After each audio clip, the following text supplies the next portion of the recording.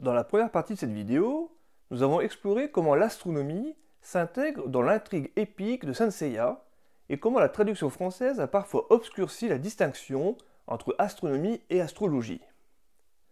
Nous avons également plongé dans l'histoire des constellations et la symbolique qui les entoure. Dans cette seconde partie, nous nous penchons sur le rôle de l'étoile polaire, le phénomène de la précession des équinoxes, avant d'évoquer la grande éclipse d'Hadès.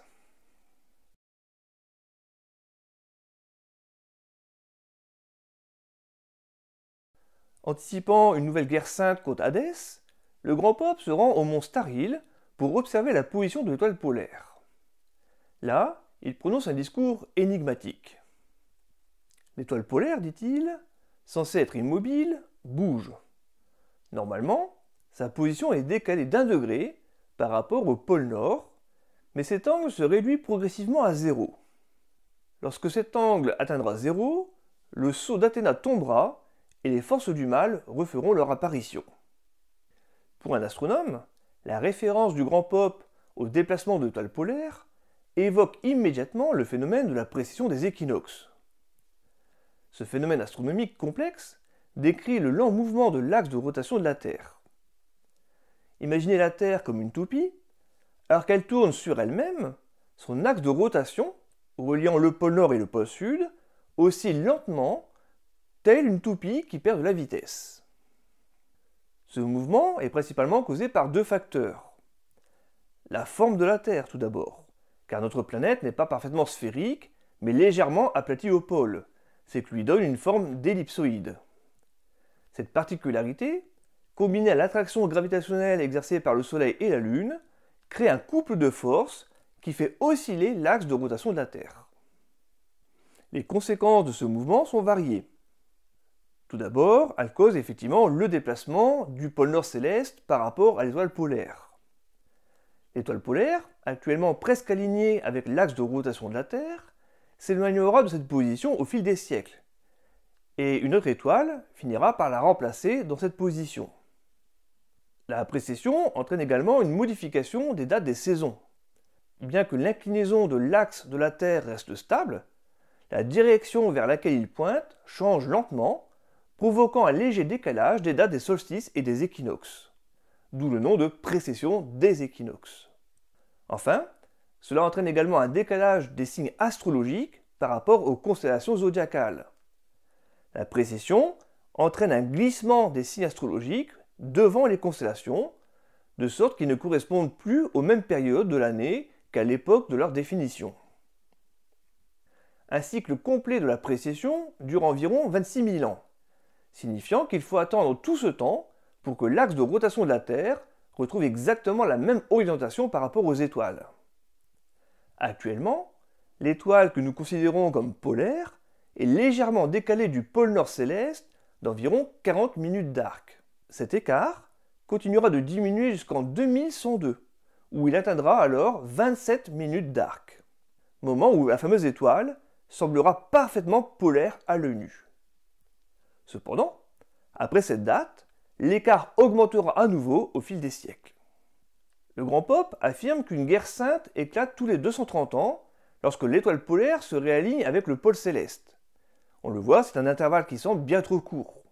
En réalité, le mouvement de précession est extrêmement lent, on l'a dit, il dure environ 26 000 ans et il est quasiment imperceptible à l'échelle d'une vie humaine.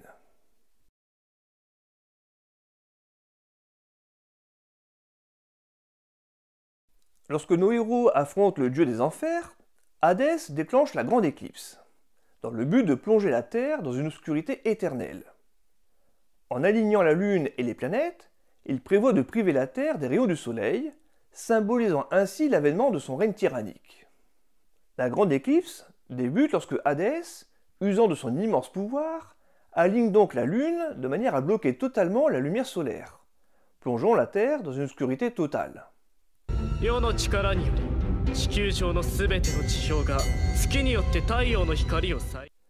Cependant, pour que cette éclipse soit permanente, Hadès doit stopper le mouvement de la Lune. En effet, dans la réalité, une éclipse totale de soleil ne dure que quelques minutes, avec un maximum de 7 minutes dans des conditions optimales. Car la Lune tourne autour de la Terre en 28 jours environ. Son alignement parfait avec le Soleil ne dure qu'un bref instant dans le cycle, rendant impossible une occultation solaire prolongée. De plus, une éclipse totale de Soleil ne plonge pas toute la Terre dans l'obscurité. Lors d'une éclipse de Soleil, l'ombre de la Lune, qui forme un cône dont seule l'extrémité touche la Terre. Donc cela ne couvre qu'une région bien précise et toute petite du globe. Comme la Terre tourne sur elle-même et autour du Soleil, tandis que la Lune continue son orbite autour de la planète, l'ombre lunaire se déplace à la surface de la Terre, formant ainsi un mince bandeau sur lequel il faut se situer pour assister à l'éclipse totale. Par conséquent, une éclipse totale de Soleil n'est visible que depuis la bande de totalité, qui mesure plusieurs milliers de kilomètres de long, mais seulement 200 km de large. En dehors de cette zone d'ombre, la Lune ne cache qu'une partie du Soleil. Ceux qui se situent dans cette zone voient alors une éclipse partielle. Et plus on s'éloigne de la bande de totalité, et plus la surface du Soleil cachée par la Lune diminue, rendant l'éclipse invisible au-delà de la zone de pénombre. Ainsi, même si Hadès réussissait à rendre l'éclipse solaire permanente, cela ne suffirait toujours pas à plonger toute la Terre dans l'obscurité. Pour atteindre un tel objectif, il serait plus simple en fait d'éteindre le Soleil lui-même. Mais le dieu des enfers ne se contente pas d'aligner la Lune avec le Soleil et la Terre. Il aligne également toutes les planètes du système solaire.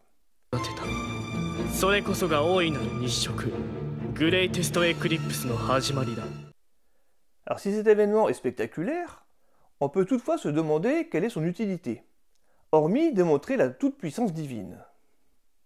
En réalité, les distances entre les planètes sont si vastes en comparaison de leur taille que même alignées, elles n'ont aucune chance de projeter mutuellement de l'ombre. En pratique, depuis la Terre, on peut voir les planètes Mercure et Vénus passer devant le Soleil.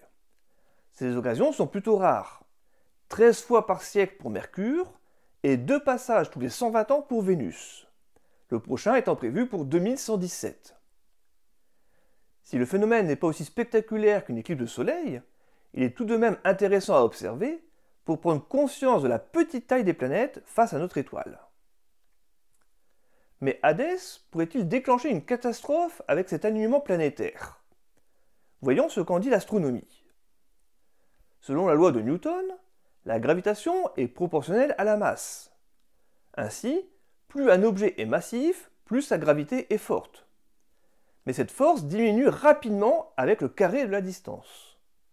Ainsi, à chaque fois que la distance au corps attracteur double, la gravité est divisée par 4. Dans le système solaire, après le Soleil, l'objet le plus massif c'est Jupiter, 300 fois plus lourd que la Terre. Cependant, Jupiter est également 5 fois plus éloigné de la Terre que le Soleil. Selon les calculs des astronomes de l'Observatoire de Paris, l'attraction de Jupiter ne soulève les océans terrestres que de 1 mm. En additionnant la masse de toutes les planètes du système solaire, à l'exception de Jupiter, on obtient moins de la moitié de la masse de Jupiter. En conclusion, la gravité des autres planètes est négligeable sur la Terre. Ainsi, même si les planètes s'alignaient parfaitement, il n'en résulterait rien de significatif, à part d'offrir la possibilité d'admirer toutes les planètes dans une même partie du ciel. Hadès se donne donc beaucoup de mal pour un résultat qui risque de ne pas être à la hauteur de ses espérances.